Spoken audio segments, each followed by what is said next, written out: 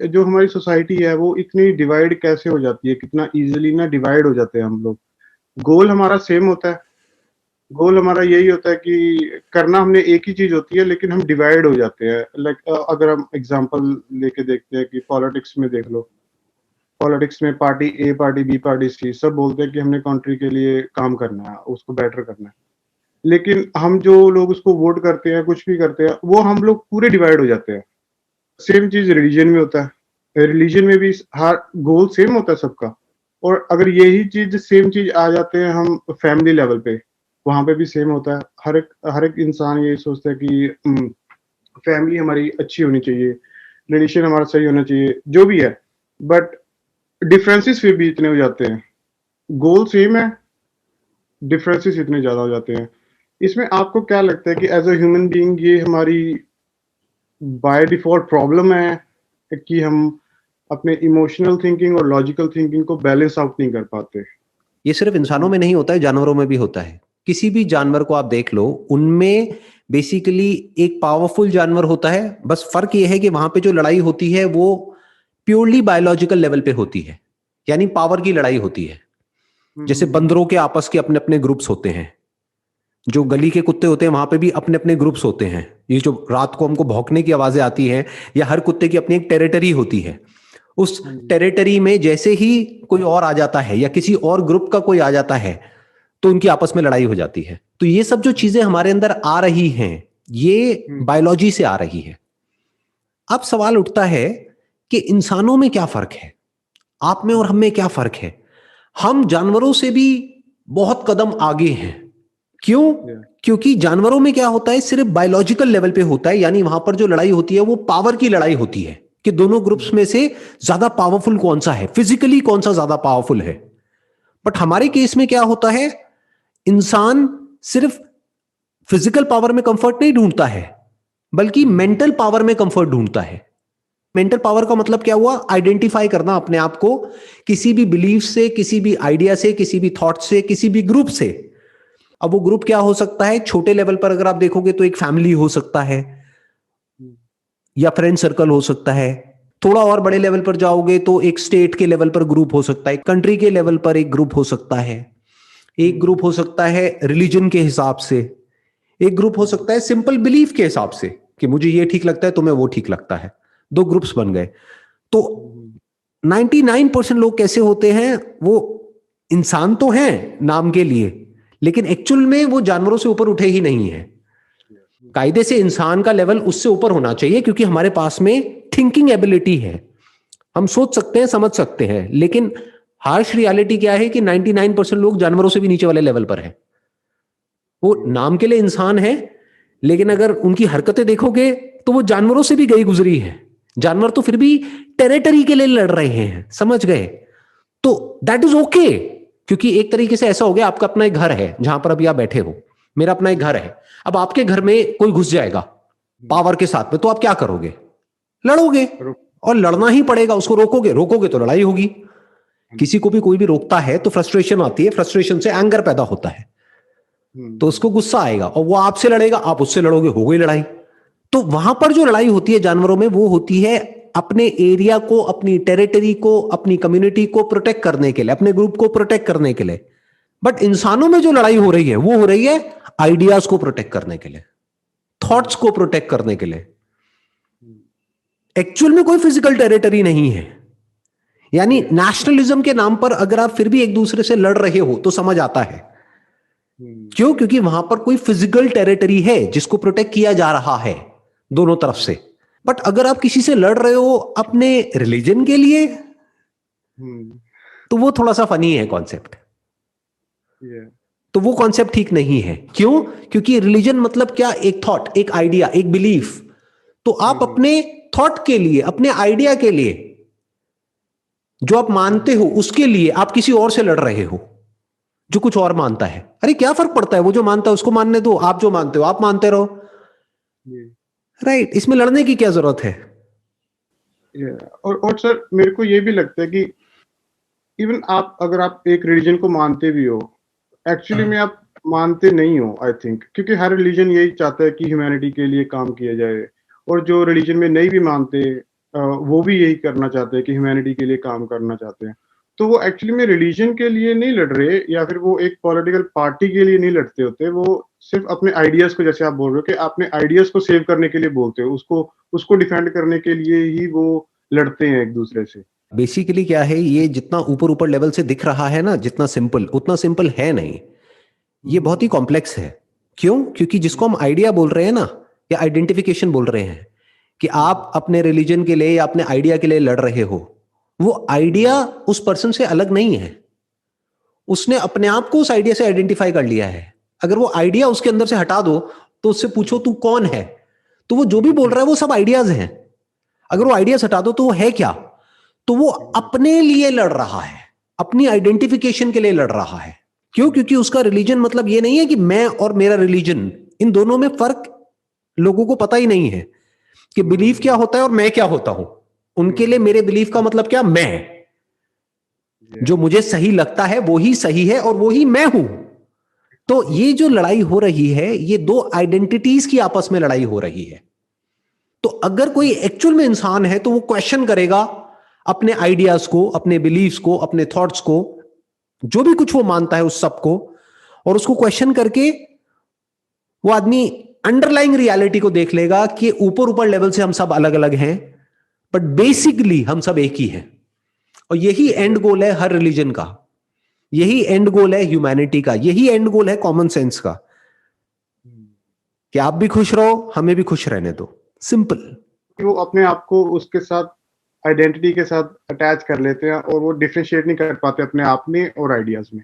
For them it is not their idea और somebody else's idea. In fact वो उनका खुद का भी आइडिया नहीं है, वो उनके माइंड में किसी ने प्लांट कर दिया है। तो उनको यही नहीं पता कि एक आइडिया में, एक बिलीफ सिस्टम में और रियलिटी में फर्क क्या है। तो अब वो उस आइडिया के लिए मरने को भी तैयार है। उनको लगता है अगर मैंने उस आइडिया को प्रोटेक्ट कर लिया तो मैं प्रोटेक्ट हो गया, अगर किसी ने उस आइडिया पे अटैक किया तो मेरे पे अटैक किया। दे थिंक कि मेरे रिलीजन पे अटैक मतलब मेरे पे अटैक। वो ये नहीं देख पा रहे कि अरे आप पे किसी ने अटैक नहीं किया है, जो आप मानते हो उस पर अटैक किया है, विच इज गुड। क्योंकि साइंटिफिक कम्युनिटी में ऐसे ही होता है, साइंटिफिक कम्युनिटी ऐसे ही तो ग्रो करती है। आज आप जो हो, बेसिकली आप अभी इस वक्त यूएस में हो और आप ऐप डेवलपमेंट का काम करते हो, तो इसके अंदर क्या है, हर दूसरे दिन टेक स्पेस में क्या होता है, नए नए सॉफ्टवेयर आते हैं, नई नई एप्लीकेशंस आती हैं, जो पुरानी टेक्नोलॉजी है वो ऑब्सोलीट हो जाती है और कुछ नया उसको रिप्लेस कर लेता है, उसी का बेटर वर्जन। ऐसे ही साइंटिफिक कम्युनिटी में होता है। एक साइंटिफिक कम्युनिटी ने मिल करके एक रिसर्च करी बहुत बड़े लेवल पर, तो ये नहीं होता कि हजारों लोगों ने मिल करके रिसर्च करी है तो इस रिसर्च को प्रोटेक्ट करना है। एक दूसरा ग्रुप होता है जो रिसर्च करता है और उनकी रिसर्च को गलत प्रूव कर देता है, अगर वो गलत है तो। जो कहते हैं कि देखो अगर आप ये कह रहे हो तो इसको प्रूव करो, प्रूफ दो, राइट। तो वहां पे क्वेश्चनिंग चलती है। इसीलिए साइंस इतना इवॉल्व कर गई, लेकिन रिलीजन अभी भी वहीं का वहीं है जहां हजारों साल पहले था। रिलीजन के नाम पर लोग हजारों साल पहले भी लड़ते थे, आज भी लड़ते हैं और फ्यूचर में भी लड़ते रहेंगे। क्यों? क्योंकि रिलीजन वहीं का वहीं रह गया। जो लोग आज अपने रिलीजन की वजह से किसी से लड़ रहे हैं या किसी की जान ले रहे हैं या अपनी जान दे रहे हैं, उनमें और उन लोगों में क्या फर्क है जो 1000 साल पहले भी ऐसे ही कर रहे थे? समझे? तो वो वहीं की वहीं है 1000 साल में। लेकिन 1000 साल छोड़ो, 100 साल में भी टेक्नोलॉजी देखो कहां की कहां पहुंच गई, साइंस कहां की कहां पहुंच गई। क्यों? क्योंकि साइंस की जो फाउंडेशन है दैट इज क्वेश्चनिंग। और रिलीजन में और बिलीफ में अगर क्वेश्चनिंग के लिए जगह नहीं है तो समझ जाओ वो बहुत ही डेंजरस एक आइडिया है, जो ह्यूमैनिटी को ह्यूमैनिटी से अलग कर देगा और कर ही रहा है। सो आई थिंक सर, हमारी सोसाइटी में साइंटिफिक सोच काफी कम है। फॉर एग्जांपल जैसे आपने अभी बोला कि जो आईटी में जैसे होता है, जैसे मैं एप्लीकेशन बना रहा हूँ, तो मेरी सबसे मेन जो मेरी प्रॉब्लम होती है वो ये होती है कि सबसे पहले मुझे प्रॉब्लम ढूंढनी है, प्रॉब्लम कहाँ पे है।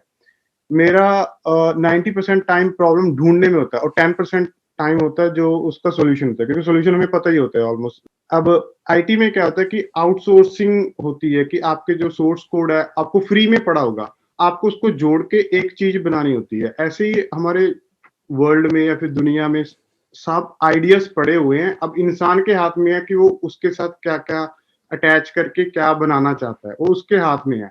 आपने ना अभी अभी एक बहुत इंटरेस्टिंग पॉइंट बोला है, मैं उसको थोड़ा सा बिल्ड करता हूं। जी आपने जी। बात करी है टेक स्पेस में क्या होता है, दो तरह के प्लेटफॉर्म्स होते हैं। एक होता है ओपन सोर्स, एक होता है क्लोज्ड। क्लोज्ड मतलब क्या होता है, जहां पे या तो SaaS मॉडल चलता है, सॉफ्टवेयर एज सर्विस, या फिर सॉफ्टवेयर एज प्रोडक्ट, कि आपने वो ले लिया, इंस्टॉल कर दिया अपने सिस्टम्स पे, उसके लिए लाइसेंस ले लिया और अब आप उसको यूज कर रहे हैं। ज्यादातर पहले के टाइम में यही चलता था। बट आज की डेट में क्या हो रहा है, जितनी भी प्रोग्रामिंग लैंग्वेजेस आ रही हैं वो ज्यादातर क्या है, ओपन सोर्स है। मतलब क्या, कि वो एक खुली हुई लाइब्रेरी की तरह है, वो ओपन फॉर ऑल है। उसमें से जो चाहे आदमी पिक कर सकता है और जो चाहे क्रिएट कर सकता है। तो अगर किसी इंसान में एक्चुअल में दिमाग है तो वो क्या करेगा, रिलीजन को भी देखेगा ओपन सोर्स की तरह। मतलब क्या, ये एक रिलीजन है, ये दूसरा है, ये तीसरा है, ये चौथा है, ये पांचवा है। वर्ल्ड में अगर देखो तो बहुत सारे रिलीजन्स है, मान लो 100 है, तो उन 100 रिलीजन्स की अलग अलग बुक्स उठाएगा, हर रिलीजन की एक एक जो मेन बुक है उस रिलीजन की, और ढूंढेगा उस सब में कॉमन क्या है। तो वो उन सारे रिलीजन्स के सच तक पहुंच सकता है। वो समझ सकता है कि ये सारे रिलीजन्स किस तरफ इशारा कर रहे हैं। वो एक्चुअल में रिलीजियस है। आप समझ गए मेरी बात। जैसे अगर टेक स्पेस की बात करी जाए तो एक्सपर्ट कौन है, वो जो सिर्फ एक ही एप्लीकेशन में मास्टर है, उसके बाहर उसको कुछ नहीं पता है, और जिस दिन वो ऑब्सोलीट हो गई तो उसको पता ही नहीं है मैं और क्या करूं। या फिर वो जो किसी ओपन सोर्स कम्युनिटी के साथ में जुड़ा हुआ है और डेली कुछ नया सीख रहा है और डेली अपग्रेड होता चला जा रहा है। क्योंकि ओपन सोर्स का मतलब क्या है, कोई भी उसमें कुछ भी ऐड कर सकता है और दूसरी तरफ से कोई भी उसको यूज कर सकता है। तो वो कॉन्स्टेंटली अपग्रेड भी होता चला जा रहा है, यानी वो और बेटर होता चला जा रहा है एक तरफ से, और दूसरी तरफ से लोग उसको यूज कर रहे हैं, तो जो बग्स आ रहे हैं उसको भी फिक्स किया जा रहा है अगले वर्जन्स में, उसको इंप्रूव किया जा रहा है, उसको ठीक किया जा रहा है, तो जो अगला वर्जन है वो पिछले वाले से बेटर आ रहा है। तो एक्चुअल में असली रिलीजन का मतलब यही है। असली जो रिलीजियस इंसान होगा ना, वो रिलीजियस होगा ही नहीं। वो क्या करेगा, इन सारे रिलीजन्स में से जो काम का है उसको निकाल लेगा, यानी कि जो कॉमन है उसको निकाल लेगा और अपने पास में रख लेगा और अपनी लाइफ में अप्लाई कर देगा, और जो कॉमन नहीं है उस सबको छोड़ देगा। और जो क्लोज होता है, जैसे आपने जैसे बोला कि दो होते हैं, ओपन और क्लोज होता है। जो क्लोज में एक्सपर्ट होता है वो उसकी हमेशा कंप्लेन ये रहती है कि ओपन क्यों कर दिया, ऐसा नहीं करना चाहिए, देखो हम ये करते आए हुए हैं अभी तक, अभी ये कर रहे हैं तो ये गलत हो रहा है। जैसे जब इंटरनेट आया था, तब जब कंप्यूटर्स आए थे तो प्रॉब्लम्स उनकी भी, जो पुरानी टेक्नोलॉजी थी जो जिसमें वो एक्सपर्ट थे टाइपराइटिंग में, जो वो उनकी ये प्रॉब्लम थी कि नई कंप्यूटर नहीं लेके आने चाहिए। या फिर जैसे जैसे नई टेक्नोलॉजी आती रहती है, पुराने वाला जो एक्सपर्ट होता है वो नई को कंप्लेन करता रहता है, वो दूसरे को जो हो रहा है चेंज उसको भी रोकते हैं कि नहीं तू क्यों हो रहा है तू भी रुक जा।